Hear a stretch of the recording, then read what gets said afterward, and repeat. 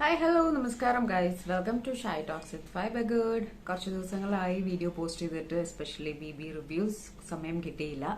പിന്നെ സംസാരിക്കണം എന്ന് തോന്നുന്ന ടോപ്പിക്ക് മാത്രം സംസാരിക്കാമെന്ന് വിചാരിച്ചു. Literally busy with shoot, Onam ഷൂട്ടും വ്ളോഗും കാര്യങ്ങളൊക്കെ ആയിട്ട് തിരക്കായി പോയി. ഇത്തവണത്തെ ബിഗ് ബോസ് പൊളിച്ചു, തകർത്ത് തിമിർത്തു. എനിക്ക് പേഴ്സണലി ഭയങ്കര ഇഷ്ടമായി ആസ് എ എക്സ് കണ്ടസ്റ്റന്റ് എന്ന് പറയുന്ന രീതിയിൽ. കാരണം പാടത്ത് പണി വരമ്പത്ത് കൂലി എന്ന് ലാലേട്ടൻ പറഞ്ഞത് ഭയങ്കര അർത്ഥവത്തായി.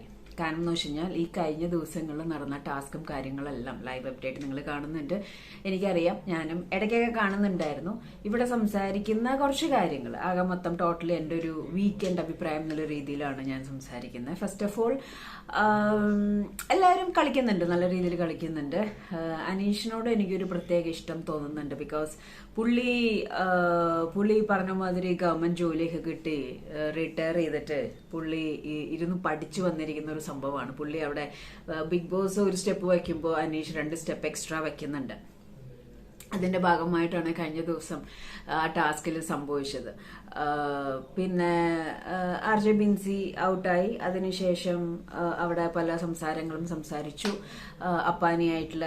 അപ്പാനിയുടെ ഷോർട്ട് ടെമ്പേർഡ് ആയിട്ടുള്ള ഒരു അവസ്ഥ, അതേപോലെ ജിസയിലും നവീനും എല്ലാവരും നല്ല രീതിയിലുള്ള അവരുടേതായ സംഭവങ്ങൾ കാഴ്ചവെക്കുന്നുണ്ട്.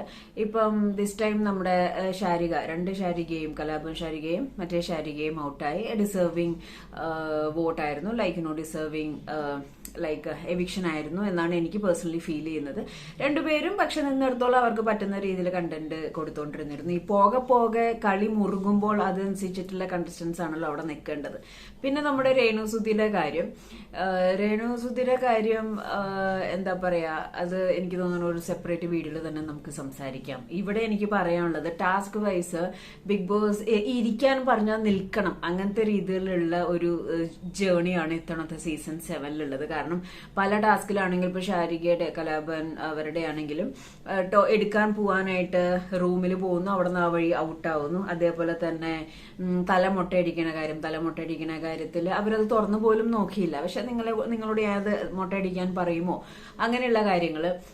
പിന്നെ എനിക്ക് പേഴ്സണലി ഫാമിലി വീക്കിന്റെ കാര്യം. കാരണം ബിഗ് ബോസിന്റെ ഓരോ സംസാരം നമ്മൾ നോട്ട് ചെയ്ത് ശ്രദ്ധിച്ചു വേണം ഗെയിം കളിക്കാനായിട്ട്. അതില് 7ന്റെ പണിയല്ല, 8/16 പണി തന്നെയാണ് ഗെയിമിലുള്ളത്. ബിഗ് ബോസ് ലിറ്ററലി അൺപ്രഡിക്റ്റബിൾ എന്ന് മൊത്തത്തിൽ ഓവറോൾ ഷോയിൽ പറയുന്നുണ്ടെങ്കിൽ, ഇപ്പോഴത്തെ സീസൺ 7 എന്ന് പറയുന്നത് ഓരോ സെക്കൻഡും വാട്ട്സ് നെക്സ്റ്റ് എന്ന് ചിന്തിക്കാൻ പറ്റില്ല. കാരണം എപ്പോ എവിടെ എന്ത് പണിയെന്ന് അറിയത്തില്ല.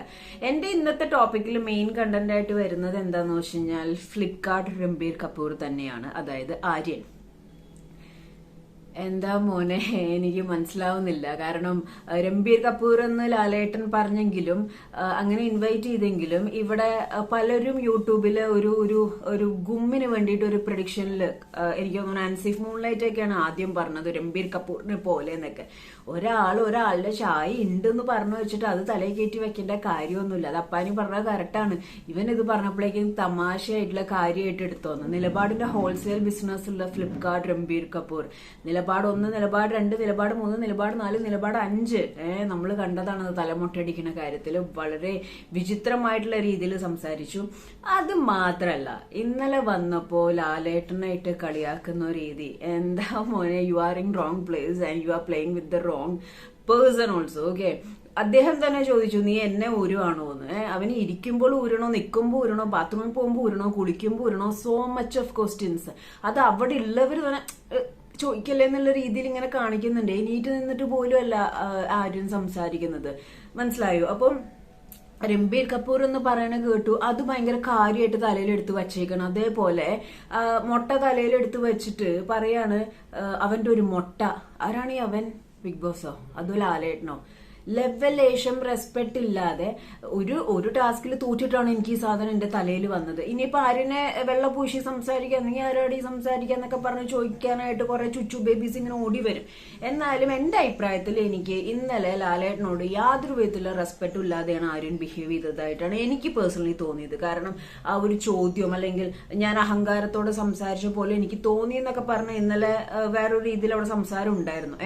കുളിക്കോ, കത്തി എടുത്തിട്ട് താടി കട്ട് ചെയ്തിട്ട് കഴുകാതെ അവിടെ വെച്ചിട്ടുള്ള വ്യക്തിയാണ് കുളിക്കുക. ഇതൊക്കെ ക്വയറ്റ് നോർമൽ ആയിട്ടുള്ള കാര്യമല്ലേ, കുളിക്കുമ്പോൾ ഊരി വയ്ക്കുക, കിടക്കുമ്പോൾ ഊരി വയ്ക്കുക. സർവത്ര സംശയം. അത് ലാലേട്ടന് തന്നെ മനസ്സിലായി. അദ്ദേഹം അത്രയും മെച്ചൂർഡ് ആയതും അദ്ദേഹത്തിന്റെ ക്യാരക്ടർ അതാണ്. നീ കുളിക്കുമ്പോൾ ഊരി വെച്ചോളൂ കേട്ടോ, എങ്ങനെയെന്ന് വെച്ച് ഊരിച്ചു, നീ എന്നെ ഊരാണോ എന്ന് വരെ ചോദിച്ചപ്പോ പോലും ആൾക്ക് മനസ്സിലായില്ല. ഇത് ഖണ്ഡമായിട്ട് ഇനി അങ്ങോട്ടുള്ള ദിവസങ്ങളിലൊക്കെ നിൽക്കുകയാണെന്നുണ്ടെങ്കിൽ ഇതാണ് ക്യാരക്ടർ എന്നുള്ളത് നല്ല രീതിയിൽ അടപ്പ് വരും. അപ്പോ അവന്റെ ഒരു മൊട്ട എന്ന് പറഞ്ഞത് ബിഗ് ബോസിനോ ലാലേട്ടനോ പറ്റിയിട്ടാണെന്നുണ്ടെങ്കിൽ ഡെഫിനറ്റ്ലി അത് ചോദിക്കുകയും വേണം. ഇതെല്ലാം അവിടെ നോട്ടീസ് ചെയ്യുന്നുണ്ട്, മനസ്സിലായി. ഇപ്പൊ ഈ ഒരു ഡിസ്കഷൻ ഇവിടെ പുറത്തെല്ലാവരും കറങ്ങുന്നുണ്ട്. ഡയറക്റ്റ് നോമിനേഷനിലും ആരിനിട്ടിട്ടുണ്ട്. അപ്പോ കുറച്ചൊക്കെ ഒന്ന് ഒതുങ്ങിയാൽ കുറച്ച് ദിവസവും കൂടി ഫ്ലിപ്കാർട്ട് രംബീറിന് അവിടെ നിൽക്കാം. അതല്ല എന്നുണ്ടെങ്കിൽ ഈ പറഞ്ഞ മാതിരി കട്ടയും പടവും മടക്കേണ്ട വരും. കാരണം എന്ന് വെച്ചാൽ എന്താ പറയാ, അതിനൊരു പഴഞ്ചൊല്ലുണ്ട്, അതിപ്പോ ഞാനിവിടെ പറയുന്നില്ല. കാരണം എന്ന് വെച്ച് കഴിഞ്ഞാൽ അത് പറഞ്ഞ കുറച്ച് മ്ലേച്ഛമായി പോകും. അതുകൊണ്ട് ഞാൻ പറയുന്നില്ല.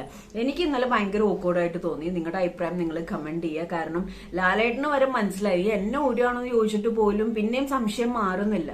അപ്പാനെയും ലഡികയൊക്കെ അവിടെ നിന്ന് പറഞ്ഞു കൊടുത്തിട്ട് മാറുന്നില്ല. കാരണം ഒന്ന് ഈ സാധനം കിട്ടിയതിന്റെ ഫ്രസ്ട്രേഷൻ, ഡയറക്റ്റ് നോമിനേഷനിൽ ഇട്ട ഫ്രസ്ട്രേഷൻ, അതൊക്കെ കൂടിയിട്ട് അവന്റെ മൊട്ട എന്നൊക്കെ പറഞ്ഞപ്പം ചിലപ്പം പ്രായത്തിൻ്റെതായ ഒരു പൊട്ടിത്തെറി സംഭവങ്ങളൊക്കെ ആയിരിക്കും. പക്ഷെ റോങ് പ്ലേസ്, അതും ലാലേട്ടനോട് അവിടെ തെറ്റി മോനെ.